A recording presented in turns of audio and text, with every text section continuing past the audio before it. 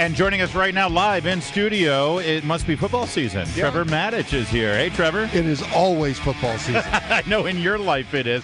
Well, today's the draft, and this thing has become such a big deal now, fully televised, prime time, all that stuff.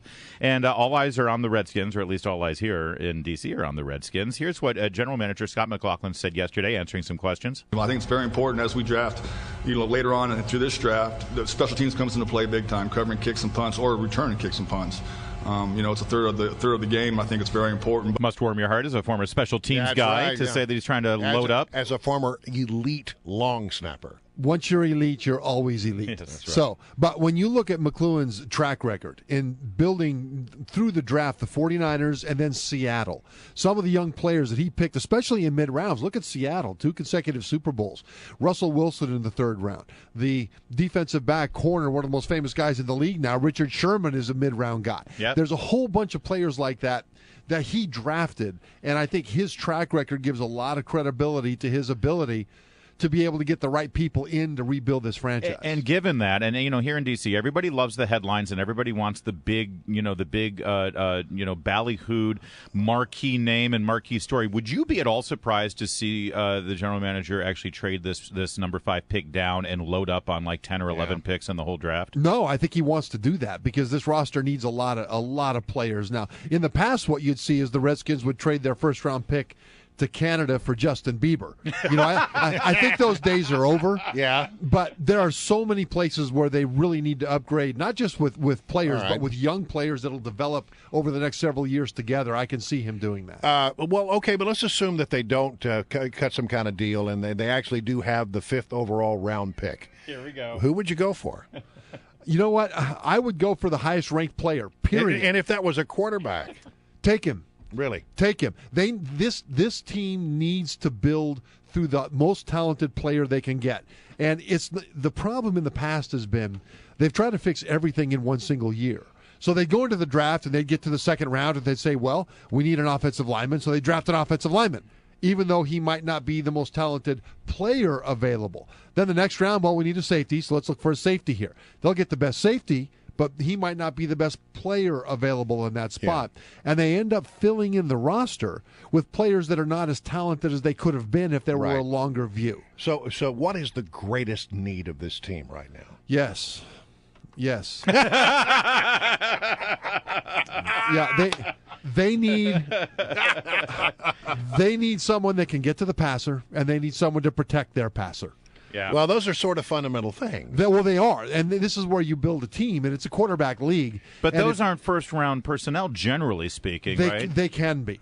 They can, but when you're drafting at number 5, what you really want is an elite talent that will be a playmaker, not based on the scheme he's asked to execute, but rather based on his unique talents. And so that's why when you're drafting that high, I think if you've got an offensive lineman and a pass rusher that are ranked about the same on your draft board, go with the pass rusher because that kind of a guy is a force multiplier. You would agree that wide receiver is a pretty deep position right now for the Redskins, right? Well, for the Redskins, yeah. The Redskins they're not hungry for a wide receiver, right? But if Amari there are Cooper a lot of wide receivers in this draft, right? And the thing is, in the 2nd round or down below, there will be wide receivers that are really low first-round talents. I mean, this is incredibly deep at wide receiver. The Redskins have no need to be in a hurry to grab one.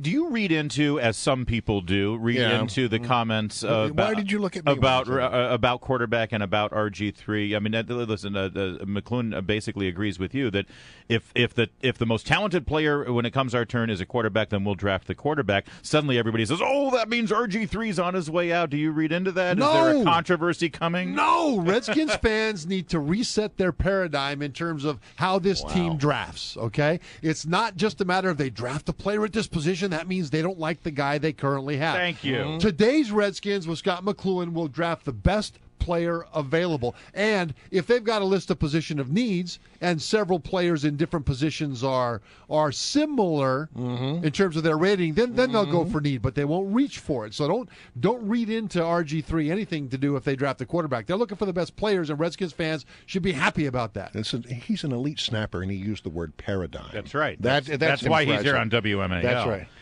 Listen, let's get into the RG3 thing just a little bit because I can't help myself. Were you surprised that they picked up the fifth year of his contract? No. Why? Because it's $16 million, but it's 2016, and it's only guaranteed for injury. So if in 2015, this year, they can cut him. he plays poorly, they can cut him without owing him anything as long as he doesn't have a big catastrophic But if you don't injury. pick him up, you let him go for nothing, basically, right? At some point. Well, that's true. And the He goes thing free is, agent. RG3, this is his make or break year, clearly. Yeah. He now, well, there's a bunch of things he needs to do. But what he needs to show this year is that he has the talent to be able to process the information necessary in 1.5 seconds after the snap. Yeah. The problem is he's been really good at processing that info in 2.5 seconds, but it's too late. So he's got a quick release. He's got arm talent. He can still move around. He's got to show that he can turn his intellectual horsepower, which, by the way, is significant, into processing that information in a short time. If he can't do it this year, then they won't pay him that $16 million. I heard him say, or read that he said somewhere that this season he's going to try to talk small and play big. You know, it would have been more impressive to me if he would not have said he was going to talk small, but rather talked not at all about that. I don't. I know he's trying to get his side of the story out there, and I would be inclined to want to do that too. But the more I hear any football player who's being questioned on his leadership give his leadership style in text form, the more concerned I am about that guy's approach. Yeah. So looking beyond the Redskins, because the draft, and let's face it, many people here in Washington come from other parts of the country. They have their own favorite teams, other than the Cowboys, who we could really care less about. What other teams are you looking at to make big moves in this draft? Okay. Adam Schefter, ESPN's NFL insider, says watch today before the draft to see if Philadelphia trades Sam Bradford, who they just got in a trade from the Rams, Picked him up, yeah. to Cleveland for one of their first-round picks. Because Interesting. Schefter says that would be an indication that Chip Kelly, the Philadelphia Eagles coach, is stockpiling draft picks as ammunition to move up to number 2 to take Marcus Mariota. Wow. So, which, of course, he coached in Oregon He coached- years ago. He Wow. loves them. And you know, if that happens, Redskins fans, I think, at first will be terrified to have that guy in the division. But then there's a simple plan for Mariota. It is do unto Mariota what the Ravens did unto RG3. You'll be fine. All right. Yeah. That'll be interesting to watch. And any who do you think is sort of a surprise pick of the college players coming up right now that could be Who impresses a you, gem in the rough there? You know what? There is an offensive lineman from Hobart College. Now that's Division III. Yeah. Wow. 3. Heard about this guy. And this guy will probably be a second or third round pick. Has there ever been a Division III player drafted in the NFL? I think there may have been, Like in but the 30s? See, because the problem is you can dominate Division III opponents, but what does that tell you about your ability in the NFL? But this guy had a great combine, right? He had a great combine, but more than that, he was invited to the Senior Bowl where he had to face in practice for a week in live drills with NFL coaches watching the best that the SEC, the ACC, the Pac-12 had to offer, and he held his own very well. Division III, Ali Marpet, he's your Rudy, he's your underdog. Root for him. All right, Trevor Matich, always good to have you. It's good to sir. have you, Trevor. Yeah, Good to stick see around. you, You too. can comment on Bernie Sanders running for president and Ted Cruz. And We'll do great radio off the air about that. I bet you would like to. All right.